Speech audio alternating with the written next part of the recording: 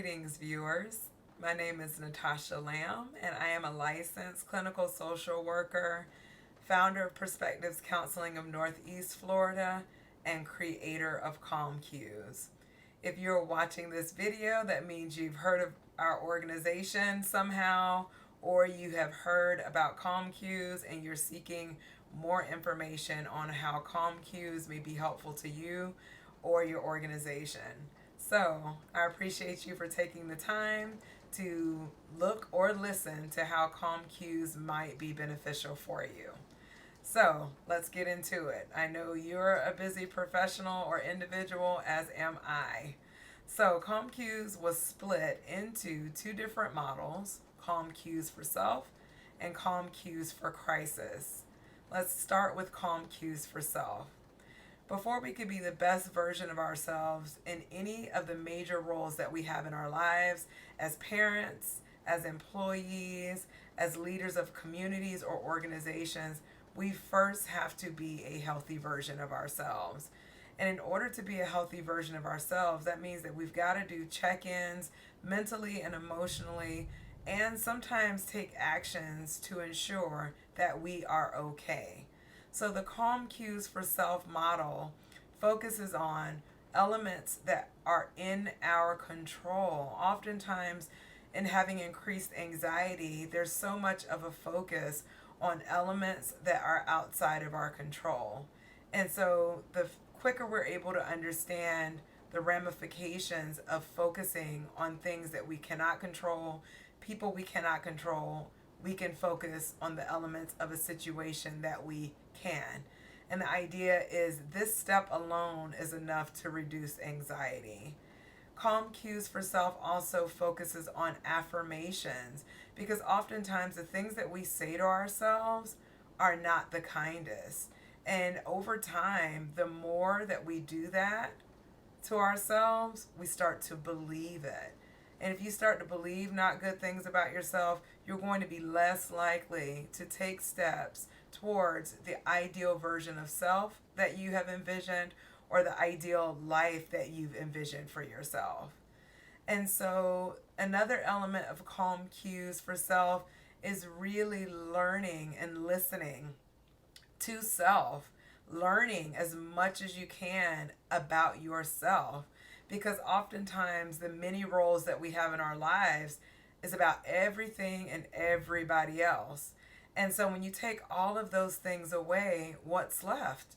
How much do you really know about what you like and what you don't like, and what environments you enjoy, whether it's nature and being in a natural habitat, or do you enjoy being around people and drawing the energy from those around you?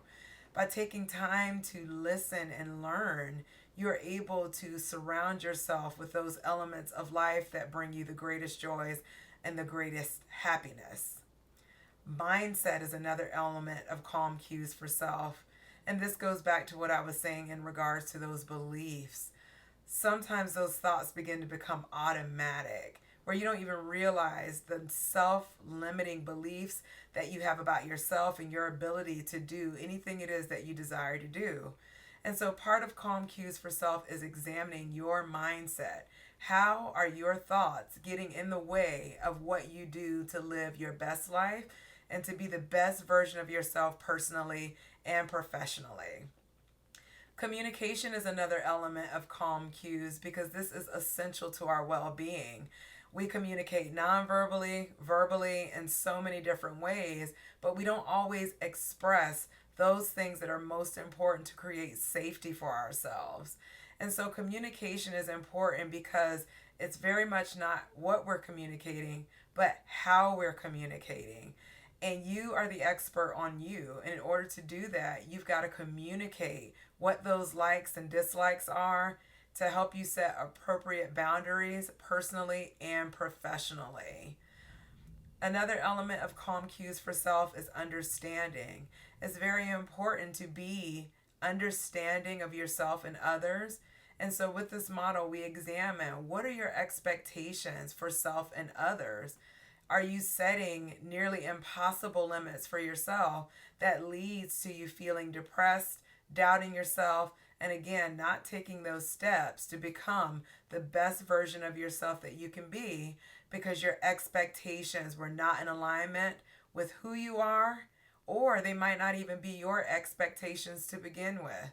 And so within the Calm Cues for Self model, we examine, are you taking the steps that you desire for your life, or are you living your life for someone else? As we get to the end of what Calm Cues entails, there is the evaluate and express level of Calm Cues that references evaluating the people that you surround yourself with, the things that you find yourself doing on a daily, weekly, monthly basis, and are these things working for you? You have the absolute power and control to change your situation, your circle, to be one that is more conducive to you being successful in your life, whether it is personally or professionally. And lastly, it's very important to take care of yourself. As previously mentioned, in regards to being the best in all of the roles that you have and not knowing yourself, if you don't know the things about yourself that I previously mentioned, how well are you taking care of yourself? Because self care is essential to being able to care for others and to be optimal in all the roles that you have. You can't leave yourself out of the juggling ring. You've got to include yourself in all the things that you balance on a daily basis that you're responsible for. You cannot leave yourself out of the equation. And so, this is in short what the Calm Cues for Self model is. Now, I'm going to go into the Calm Cues for Crisis. It's very unfortunate that we are living in times where our safety is compromised no matter where we go. Places we would not have even thought that a crisis is likely to occur, such as school or a restaurant or a retail clothing store. We have a higher likelihood now that a violent situation may erupt, either personally, so just out doing your shopping, minding your own business, or professionally. There are certain occupations that places you in a position to potentially experience a confrontation with someone. Now, while Calm Cues for Crisis does not guarantee that a crisis situation will not occur, it is a set of rules to follow to have you be aware mentally and emotionally what is occurring, so that if you happen to be the individual that is placed in a position where you are in conversation directly with the aggressor in a crisis or escalating situation, you will know what you should be focusing on to help you understand what you need to say and do to create a safe environment. And so the Calm Cues for Crisis model starts with, how can you create a respectful environment, right? Again, if we go back to Calm Cues for Self, control was the first element, focusing on what you can control. So that doesn't mean what the other person is saying to you, what they're doing, what they're threatening. It is very much you being aware that this individual is not in a good place. And because of that, how can you create a respectful environment where this individual is understanding that you are not the problem. It is not you. You might work for the entity that has the policies and procedures in place that you're enforcing, but you don't want the individual to see you as the threat directly. Next, in having an exchange with the person who's leading the room, what can you do based on what they're saying that will help you determine what action needs to be taken in the situation? This action might resolve the situation altogether. Is there someone that you need to contact on behalf of the corporation that you work for or within the school that might be able to get the issue resolved? Additionally, within the Calm Cues model, it's very important to listen to what is being said as well as what's not being said. How are you able to read between the lines to address the issues that are occurring? Is it really about the order at the restaurant being wrong? Or is it more about this individual feeling misunderstood and you doing your best to understand this person in the moment so that you are essentially in this setting building an ally? And when I say ally, I don't mean you're aligning with this person to be violent. When I say ally, I mean that the other individual begins to see you as okay, we are alike, we are similar. And that is very important in simmering a situation in which hostility is occurring. So, when you think about the concept of mending, which is also a part of Calm Cues for Crisis, it's the idea that you are fixing or repairing something that is broken. Can you fix this person who might be broken? No, most likely not in this exchange. If it's gotten to this level, that means there are several contributors as to why this individual is in crisis to begin with.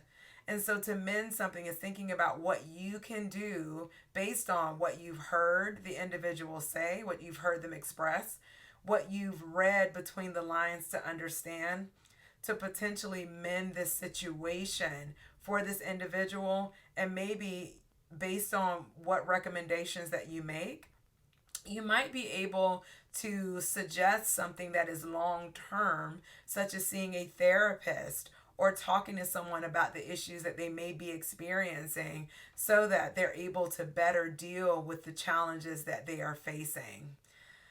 Next, the next element of Calm Cues for Crisis is certainly to communicate. It is very important that in this situation, you understand that by focusing what is in your control, you don't completely just clam up and lock down, because then the individual that is leading the room may become upset that you're not responding to them. And that might heighten the situation. So if you're focusing on communicating and understanding what the individual is experiencing and understanding how can you communicate and relate to them based on what they're experiencing, it will create and establish a safe environment. And in a crisis situation, safety is of the utmost importance. If the individual leading the room feels threatened in any way, this can most likely lead to the crisis going awry.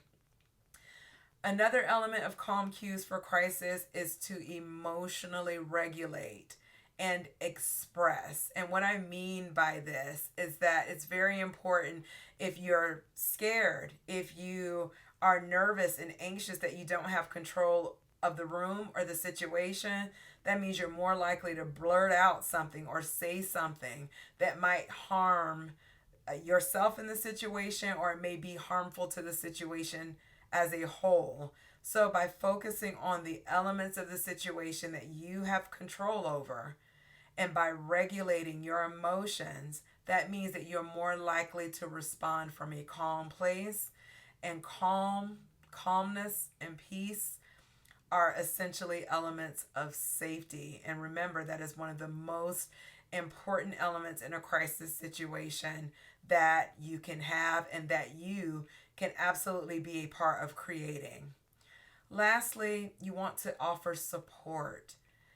An individual in crisis has most likely felt unsupported, misunderstood, not listened to. And so you're very much thinking within your role, within your power, how can you support this person in this situation? Because based on what your job role and responsibility is, you may not be able, unfortunately, to give what the individual is asking. But if you're able to look past the situation and support the person, that can go a really long way in establishing rapport and showing that you care and showing that you're creating a safe and respectful environment for this individual to be heard. And so that in a nutshell are the basis for Calm Cues for self as well as Calm Cues for crisis.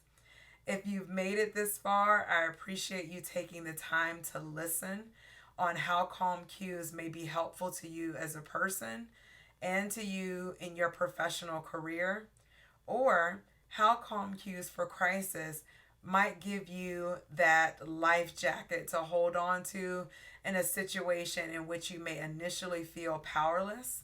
But by understanding each element of Calm Cues for Crisis, you recognize what you can do to create safety for yourself, others in the room, and even for the individual who might be experiencing the crisis. Again, my name is Natasha Lamb, and I'm a licensed clinical social worker and qualified supervisor, and also the creator of Calm Cues. If you have questions about Calm Cues, please feel free to reach out to us at info@calmcuesbyperspectives.com, or feel free to go to our website at calmcuesbyperspectives.com. Thank you so much for your time. Have an amazing day and focus on what you are able to control. Take care.